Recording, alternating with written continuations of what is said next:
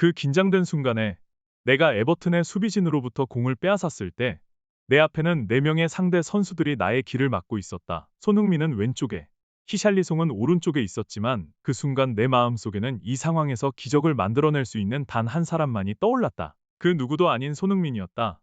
라고 반 더 벤은 말했다. 경기장의 모든 관중이 손흥민의 이름을 외치는 소리가 반 더 벤의 결정을 뒷받침하는 듯했고 그는 재빠르게 앞으로 돌진하며 재능 있는 주장에게 전적으로 의지했다. 손흥민은 팬들의 기대를 저버리지 않았고 슛을 날려 경기장을 환호로 가득 채웠다. 슈팅 각도가 매우 좁아 불리해 보이는 상황에서도 손흥민은 놀라운 기교로 골을 만들어내며 토트넘 호스퍼를 4-0으로 리드했다. 그러나 자세히 살펴보면 그가 슛을 날리기 전 손흥민이 사용한 몇 가지 정교한 전략을 발견할 수 있다. 우리는 그 전략들이 무엇인지 함께 기대해보자. 오늘 손흥민은 솔랑키를 대신해 주력 공격수로 나섰다. 솔랑키는 프리미어리그에서 7번째로 비싼 신입 선수였지만 시즌 개막전에서 실망스러운 모습을 보였다. 토트넘 호스퍼는 솔랑키가 부상으로 인해 출전하지 못한다고 발표했지만 이는 팬들에게 오히려 안도감을 주었다. 이전 경기에서 손흥민은 솔랑키가 빛날 수 있도록 공간을 내주며 희생적인 플레이를 펼쳤지만 그 노력은 헛된 것이 되었다. 오늘 솔랑키는 관중석에서 손흥민이 진정한 공격수가 어떻게 경기를 이끌어야 하는지를 직접 배울 수밖에 없었다. 손흥민의 골은 단순히 경기를 끝내는 골일 뿐만 아니라 그의 뛰어난 클래스와 함께 이루어진 골이기에 더욱 인상적이었다. 후반 77분 에버튼이 만회골을 노리며 공격에 나섰지만 그들은 토트넘 호스퍼의 치명적인 역습에 직면하게 되었다. 에버튼의 실패한 공격 시도 후 반 더 벤은 재빠르게 공을 빼앗아 약 70m를 질주하며 F1 경주차처럼 전진했다. 에버튼의 미드필더들이 그의 뒤를 쫓으며 저지하려 했지만 반 더 벤은 이들을 따돌리고 손흥민에게 완벽한 패스를 전달했다. 이 상황에서 주목할 점은 손흥민이 사용한 트릭이다. 왼쪽에서 공을 받은 손흥민의 첫 번째 반응은 대부분의 공격수들이 할 법한 먼 포스트로 감아 차는 슛을 할 것처럼 보였다. 하지만 손흥민은 정교함과 클래스의 차이를 보여주며 그 슛을 할 것처럼 속인 뒤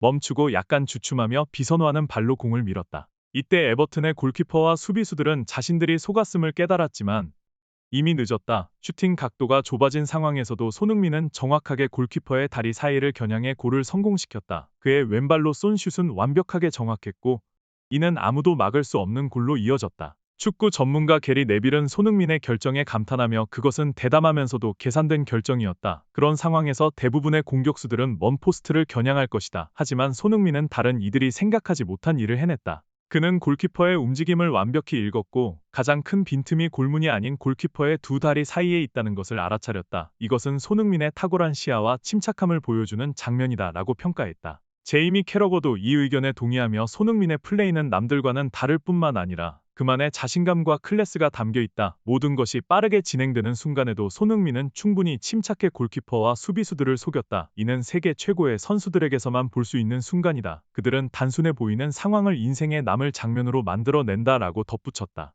축구 분석가 알란 시어러는 골키퍼의 다리 사이를 겨냥해 슛을 결정하는 것은 상황을 읽는 감각과 완벽한 볼 처리 능력을 요구한다. 손흥민은 그가 단순한 득점자가 아니라 뛰어난 축구 지능을 가진 선수임을 입증했다. 이 특이한 플레이는 그의 창의성과 결단력을 보여주는 사례이다 라고 강조했다. 손흥민의 인상적인 골은 반 더 벤의 큰 공로를 빼놓을 수 없다. 강한 저지와 넘어지는 상황에서도 반 더 벤은 포기하지 않고 경기를 계속하며 완벽한 어시스트를 기록했다. 반 더 벤은 자신뿐만 아니라 모든 동료들이 손흥민 주장으로부터 배운 강렬한 투지를 강조했다. 반 더 벤은 지난 시즌 주전 골키퍼 비카리오가 중상을 입어 머리에 피가 흐르면서도 경기를 계속하려 했던 순간을 회상했다. 또한 최근 벤탄쿠르가 심각한 부상으로 기절하고 산소를 공급받으면서도 이번 주 경기에 출전하고자 했던 의지도 언급했다. 하지만 손흥민 주장은 동료의 건강을 염려해 출전을 허락하지 않았다. 비카리오와 벤탄쿠르는 손흥민이 토트넘에 새로운 바람을 불어넣으며 팀에 헌신하고 끝까지 싸우는 본보기로 자리 잡았다고 입을 모았다. 손흥민은 단순한 재능 있는 선수에 그치지 않고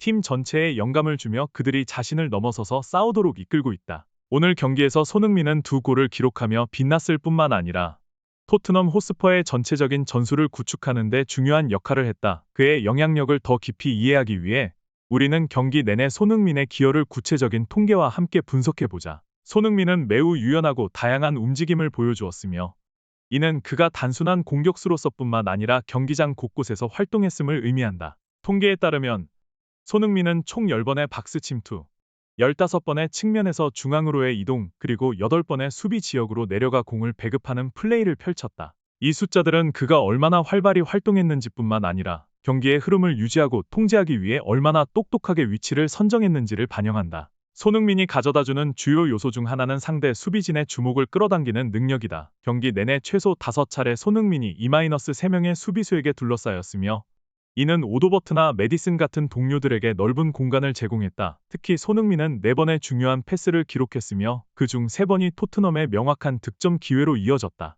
손흥민은 경기 중 75번의 볼터치를 기록하며 토트넘의 전술 구성에 적극적으로 참여했음을 보여주었다. 그는 7번의 성공적인 드리블을 기록했으며 그 성공률은 87.5%에 달했다. 이는 그가 상대를 제치고 경기의 흐름을 바꿀 수 있는 능력을 가지고 있음을 증명한다. 손흥민은 또한 82%의 패스 성공률을 기록했으며 이는 상대 수비의 압박을 자주 받는 공격수로서 매우 인상적인 수치이다. 특히 그는 5번의 슛을 시도했고 그중 4번이 유효 슛으로 이어졌으며 2골을 기록하며 그의 날카롭고 효율적인 득점 능력을 입증했다. 비록 주요 임무는 아니지만 손흥민은 필요할 때 수비에도 적극적으로 참여했다. 그는 3번의 성공적인 태클을 기록했으며 2번의 클리어링으로 팀의 위기를 막았다. 이는 그의 전면적인 투지와 헌신을 보여주며 팀을 위해 어떤 역할도 마다하지 않는 모습을 잘 나타낸다. 이러한 뛰어난 경기력을 바탕으로 손흥민이 9.8점이라는 최고점을 받았고 경기 최우수 선수로 선정된 것은 당연한 일이다.